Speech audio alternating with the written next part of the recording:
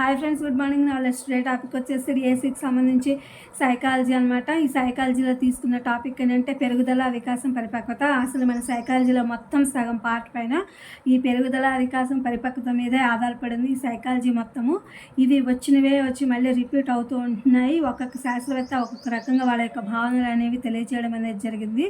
అందుకని ఈ టాపిక్నే నేను ఎక్కువగా అప్లోడ్ చేస్తున్నాను, ఎందుకంటే ఇవి బాగా ఉపయోగపడతాయి. డిఎస్సిలో మనకు వస్తాయి, కానీ ఇవన్నీ కూడా మనం కన్ఫ్యూజ్ అయ్యే టాపిక్స్ అనమాట. Let's start the topic. వ్యక్తిలో అంతర్గతంగా మరియు బహిర్గతంగా జరిగే అవయవాల అభివృద్ధిని ఏమంటారంటే పెరుగుదల అంటారు. మానవ శరీరంలో జరిగే పరిమాణాత్మక శారీరక మార్పుల్ని ఏమంటారంటే పెరుగుదల అంటారు.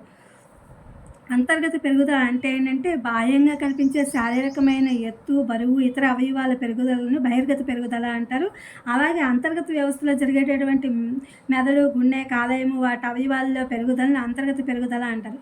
ఎక్కడే చూసారా ఈ పెరుగుదల గురించి ఎన్ని వచ్చాయో. పెరుగుదల అనేది అటు ఇటు తిప్పి చూసినా అది పెరుగుదలే వస్తుంది. అలాగే అంతర్గతంగా జరిగే పెరుగుదల వేరుగా ఉంటుంది. బహిర్గతంగా మనకు కనిపించే శారీరక అవయవాల మార్పు అది బహిర్గత పెరుగుదల అవుతుంది. అంతర్గతంగా మెదడు, గుండె, కాలేయం వాటి యొక్క పెరుగుదల అంతర్గత పెరుగుదల అవుతుంది అన్నమాట. పెరుగుదలను సూచించేది ఏది అంటే శారీరక లక్షణాలు, అవయవాల అభివృద్ధి మాత్రమే పెరుగుదలను సూచిస్తుంది. వికాసం అంటే ఏంటంటే అనుభవపూర్వకంగా వ్యక్తిలో సంభవించే గుణాత్మక మార్పులనే వికాసం అంటారు. పెరుగుదలకు ఎలాంటి భావంగా పరిగణించవచ్చు పెరుగుదలని అంటే పరిమాణాత్మకమైన మార్పులు జరగకుండా గుణాత్మకమైన మార్పులు సంభవించవు అని చెప్పి పెరుగుదలని మనం భావించవచ్చు.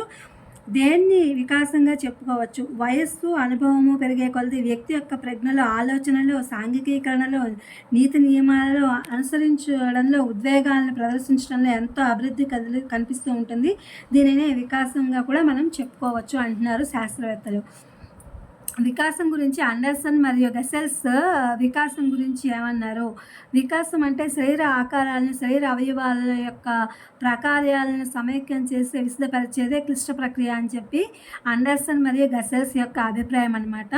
వికాసం గురించి క్రైగ్ ఏం చెప్పారు అంటే ఆయన ఏమి అభిప్రాయపడ్డారని చెప్పి అడుగుతున్నారు. జీవ సంబంధిత పరిసరాల ప్రభావం వల్ల జీవి యొక్క సంరచనలో, ఆలోచనల్లో, ప్రవర్తనలో మార్పులు రావడమే వికాసమని ఈయన క్రైగ్ అని ఆయన అభిప్రాయపడ్డారు.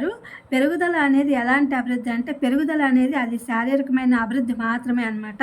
పెరుగుదల వల్ల వచ్చే మార్పులను ఎలా కొలవచ్చు అంటే ఖచ్చితంగా కొలవచ్చు పెరుగుదలలో వచ్చే మార్పులను. వికాసం ఎలాంటిదంటే వికాసం అనేది గుణాత్మకమైనదిగా ఉంటుంది. పెరుగుదల ఒక దశలో ఏమవుతుంది? పెరుగుదల అనేది ఒక దశలో ఆగిపోతుంది. పెరుగుదల ప్రభావం ప్రధానంగా దేని మీద ఉంటుంది? పెరుగుదల ప్రభావం ప్రధానంగా అనువంశికత అనే దాని మీదే ఆధారపడి ఉంటుంది. పెరుగుదల ఉన్నప్పటికీ ఏది జరగదు, పెరుగుదల ఉన్నప్పటికీ వికాసం జరగకపోవచ్చు. అంటే దీనికి ఉదాహరణ ఏంటంటే మూడులు అని చెప్పి మనం చెప్పవచ్చు.